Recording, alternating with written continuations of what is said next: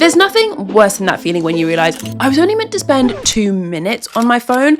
I've ended up scrolling for 2 hours. Chances are you're a very hardworking person. You want to be successful. You're committed to working as hard as you can. You've read self-help books, you've listened to podcasts, you're so determined to achieve your goals. But there's one thing missing. Whatever it is the goal that you're working towards, you haven't started yet, or you're too scared to start. Or you have started, but you're scared to take the next leap, which you know you should take, but you're postponing it. You just want to do a little bit more research and then you'll be ready. If this sounds like you, I have some news. Procrastination is not a productivity problem. This is an emotional one. You've probably watched a bunch of videos telling you, do a dopamine detox, Pomodoro technique, how I time block. And chances are you've tried this, but they haven't worked. If that's you, well, I have some luck because I have something else that might work instead.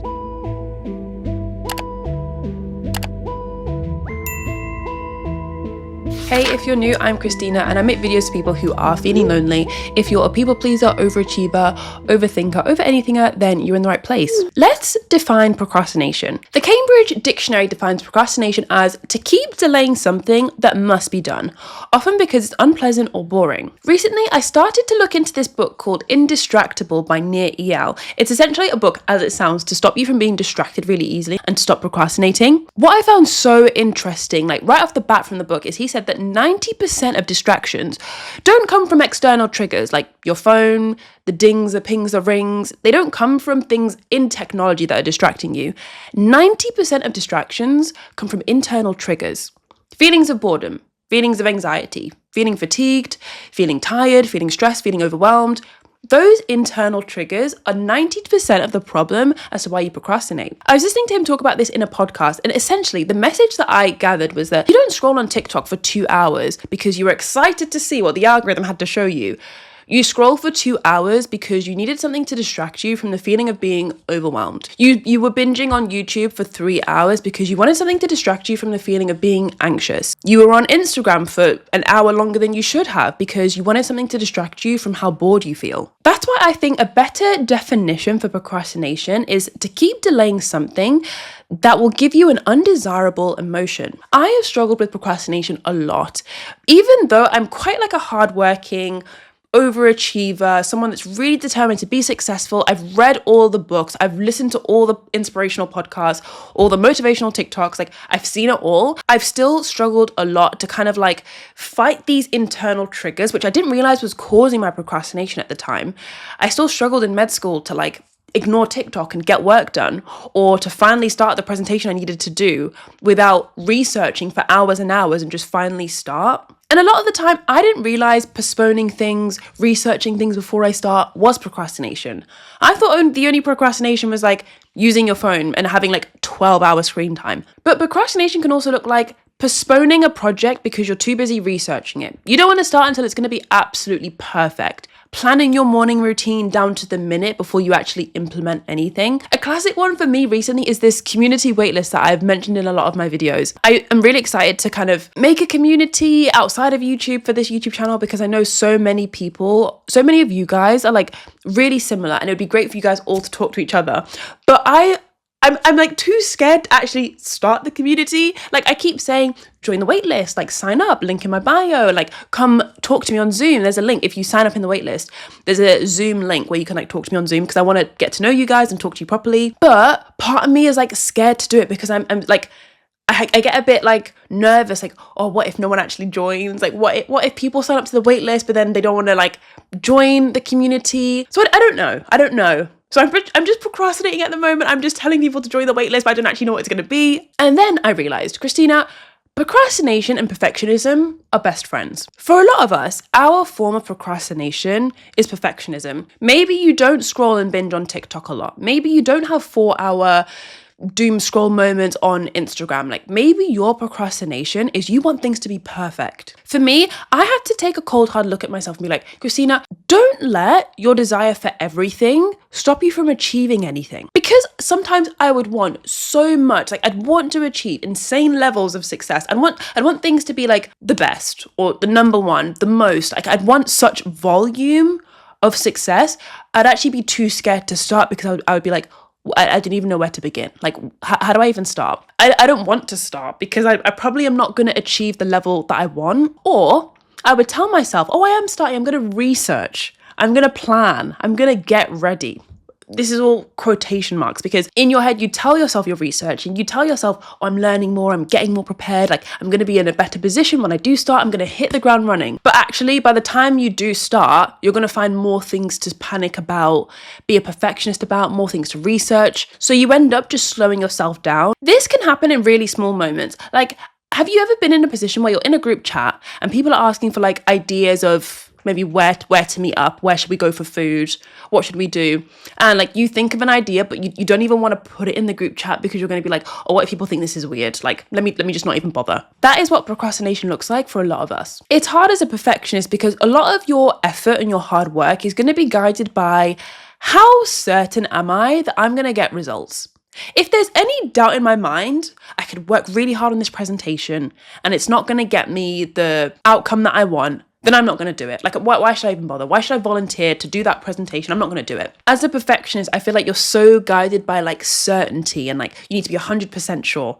I think that's why maybe a lot of us research. We feel like the research will help us be more confident and sure of ourselves. And when this relates to procrastination and feeling like you can't be bothered to start something or you're too scared to start something because you're not sure about how the outcome's going to go, you're not sure if your work is going to pay off. This all happens because we literally tie our self-worth to the outcome. Me at 18, me feeling good about myself or me feeling shit about myself was all down to whether or not my med school application was going to be accepted. Or fast forward a few years to now, me starting a community and the community going well, it's thriving, people are in there, like people actually sign up, like, and now because my worth is attached, I'm actually too scared to actually do anything now. Like I'm a bit like analysis paralysis. Or maybe for you, it's you've attached your worth to doing the new fitness, that girl morning routine, fitness routine so perfectly and having your life look immaculate that you know you won't be able to look perfect and make your routine perfect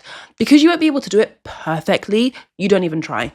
You don't even bother showing up. What's the point? We give up because we tell ourselves success is the destination and not the journey. It's the cringiest quote that exists. Like, we've all heard it a million times. Life is about the journey, not the destination. There's so many different variations of the quote. What I find as well, sometimes when you are scared to start something or to do something, even if it's just like sending an email to a certain person you want to like network with, or sending a message to someone that's like a bit more bold than you would normally say in a message, sometimes you do the thing, you actually do it and you realize like, that wasn't even that bad. Like what, give this video a thumbs up if you've ever done something and you've realized, what was I even stressed about? What was all that stress and that panic about? It wasn't even that bad. But when it comes to finally stopping procrastination, finally stopping doing all the research and postponing things and pretending to get things done, pretending to work, something that I found super helpful is the 10-minute rule. Aaliyah spoke about this in his book. Essentially, when you feel the urge to pick up your phone and just go on Instagram really quickly, have 5 minutes of scrolling on TikTok, whenever you feel that urge, he has this rule called the 10-minute rule, where you feel the urge and you say, I'll do that in 10 minutes. I'll go on TikTok in 10 minutes. I'll go on Instagram in 10 minutes. He spoke about this in a podcast where you feel those internal triggers of anxiety or fatigue, you feel overwhelmed. That's the thing that's pulling you 90% of the time to TikTok and Instagram and all these like distracting apps. It's just a feeling of discomfort, and your urge is to go and get distracted, take your mind off things and go into all these apps. And he says, don't run away from that discomfort. Don't run away from all those feelings and all those internal triggers. Just feel that for 10 minutes. If what you needed to see on TikTok was that important, you would see it in 10 minutes. The email notification you've got is probably not that urgent. You can have a look in 10 minutes. The group chat replies that you need to have a look at and like familiarize yourself with what's happening in the group chat, you can check in 10 minutes. He was talking about this concept of the 10-minute rule and also like surfing the urge, he described it as. Essentially, whenever you feel these like feelings, these uncomfortable emotions that you tend to run away from and head to the apps, he says just feel that for 10 minutes. When I did that the first couple of times this week, it felt quite empowering actually. Like I wouldn't even say it was difficult to put my phone down for 10 minutes because each time I did it, it's normally like You know when you're going in the shower and you want to pick like the perfect song? Like when I did that to myself, I was like, Christina, shower in silence. Like do it in 10 minutes. It's not that important. By the time I had the shower, got out, was getting dressed, having my breakfast, like I just felt like my morning routine was a bit more efficient. Or even again, sometimes I'm like, let me just check this email. Let me reply to this message. Let me see what's happening in the group chat. I'm like, I'll do it in 10 minutes. It feels like such a boost of confidence to be able to like say no to all those distracting things. I thought overcoming procrastination would actually be really challenging and quite difficult. But so far with this 10-minute rule and like surfing the urge, I've actually found it quite like confidence boosting, to be honest. Another game-changing habit for procrastinators is celebrating your small wins. This, I'm convinced, will change your life. As a perfectionist and as someone who's really ambitious, you want to achieve so much in life. You have big dreams of where you want to go. Sometimes the only things that seem valuable to you are really big leaps. So you might have so many small wins every single day that you just ignore. And you feel like, I'm not achieving anything.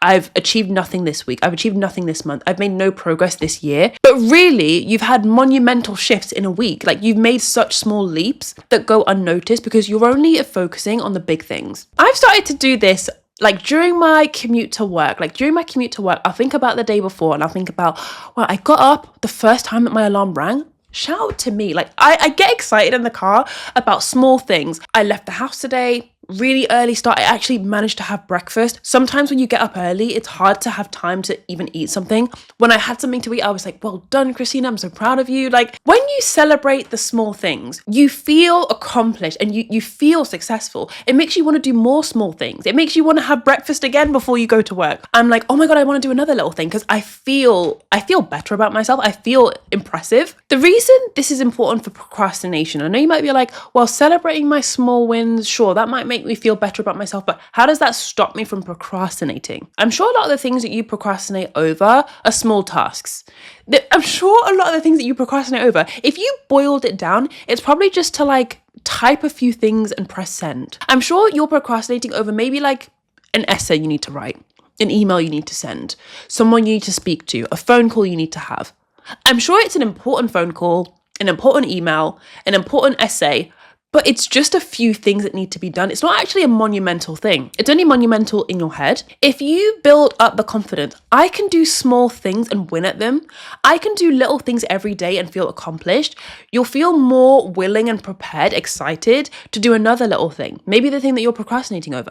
And maybe the reason so far why you've been avoiding them and procrastinating, postponing it and just doing more research is because of avoidance behaviours. A lot of us, I feel like, do this thing called productive procrastinating. Like, how many times have you been like, I'm being productive, I'm researching the business I'm going to start. I'm being productive, I'm researching the presentation that I'm going to do. I'm being productive, I'm researching all the equipment that I need to buy to start my YouTube channel or my TikTok account. Give this video a thumbs up if you've ever done that before. Avoidance behaviours are very common amongst high achieving, perfectionist, talented people. Because you have such a backlog of experience and achievements telling you that you're so smart, you're so impressive, you're so successful in this department, this area, your industry, your studies, anything that tells you that you're not smart and intelligent and impressive, you probably don't really want to be involved with because it just kind of threatens all the things that people have told you so far. I spoke about this a lot in my video talking about being the ugly girl and growing up as the ugly duckling, where when you are sort of the weird, not so attractive girl that people overlook and you grow up as kind of like the third wheel, or maybe even you were never invited to things, you never kind of developed the social skills to learn how to talk and how to be charismatic and interesting. The next time you are invited to something, you'll probably like stress about it so much. I don't know what I'm going to say. I don't know what I'm going to wear. So you probably just cancel. Or any group situation where people made weird comments about you, they made weird comments about your looks, you'll probably avoid them. Essentially, any situation, person, or experience that gave you an uncomfortable emotion, you will avoid. You do not want anything to do with it. And this doesn't make you strange, this doesn't make you weird, this just makes you human. This is a very common human thing to do. This happens in our personal lives when it comes to socializing and putting ourselves out there, but it also happens when it comes to our work as well. If you have dreams of starting a podcast and making content online, but you literally feel uncomfortable and embarrassed at the thought of, oh my God, my colleagues at work are going to see this. Like, what if someone brings this up in the meeting at work? You probably won't start the podcast because that uncomfortable feeling of embarrassment, you're going to avoid. You're going to avoid that feeling. Even though you want what comes after the fear, you don't end up getting there because the embarrassment stops you from even trying. The way to combat this, I find, is if you face the emotion, then you face the problem. The battle is not you versus TikTok. The battle is you and how doing your maths homework makes you feel. The battle is not you versus YouTube. The battle is you and how starting the podcast makes you feel. Your phone is not the problem. Technology is not the problem. The problem is these emotions and how you choose to cope with them. So far, up until this point, you've probably chosen to cope by distracting yourself, taking a break on TikTok, or you tried to prepare yourself, do some research, plan, get ready. And this method of coping so far probably hasn't served you. A better way of coping and a better way to face this problem is to identify what is actually the real problem. My phone is not the problem. Instagram isn't the problem. The problem is I have feelings of inadequacy when I'm unprepared. Or the real problem is feeling stupid and not intelligent when I do something that's challenging. The real problem is a fear of failure. I don't want to try and work hard if I'm not going to succeed at something. I'm scared of failing. I'd highly encourage you to even jot down in your notes app, what is the emotion that you're avoiding? What's the emotion you run away from and run to TikTok? Or you run away from and you run to Instagram? This goal that you really want to achieve, what's the emotion that's stopping you from breaking through and actually starting? Once you've written it down in your notes app, you've got it there in black and white, you know, oh, this is the problem. My fear of failure, my fear of feeling stupid, my fear of being unprepared, my fear of trying and it not working out. That is the problem. And actually, it's not that that's the problem, it's you avoiding that. How I'm slowly overcoming this, because it's still something I struggle with now, is that each time I think about my goals, like starting the community that I want to make, or when I think about maybe my future career and how I need to network, I need to start speaking to people on LinkedIn. And one of the biggest things holding me back there is feeling not good enough. I'm not qualified enough to message them. I'm not good enough to message them. I need to stop avoiding that and I need to face that fear head on. And sometimes I find what's helpful is each time I'm scared to do something, I'll literally say to myself, Christina, right now you have a fear of feeling not good enough. That's the real problem here. The problem isn't that you're not intelligent or you're not qualified. The problem is you just don't feel good enough. And sometimes when I say it out loud to myself, then it's actually less scary because it's out in the open. I've said it to myself. I've written it down in my notes app. I know what the real problem is. It's not holding me back anymore. Maybe for you, it's the next time that you want to start the side hustle, you want to open up the website, you want to film your podcast, you tell yourself, I know I have a fear of failure. I know I'm scared to try this thing. I know I'm scared to try and fail at it and it's not going to go well. So what? When you say it out in the open, it no longer has you in a chokehold. You now have it in a chokehold. You're in charge now. When you take the small step, honestly, comment down below because I really want to make sure you do this. You have to celebrate the win. When you do take that small step and you film your podcast or you film your content, you send the email, celebrate it, feel good about yourself because honestly, it's going to snowball. When you are this sort of person that's so hardworking and so driven, you have so much potential, but you feel like you're not living up to it. Trust me when I've been there, because I feel like that's me sometimes. You don't always need to set goals. You probably see much more transformation in your life if you actually focus on your values. I talked about this a lot more in my Set Values, Not Goals video, which I'll link here. Thank you so much for watching. I appreciate you guys so much. I'll see you in the next one. Bye.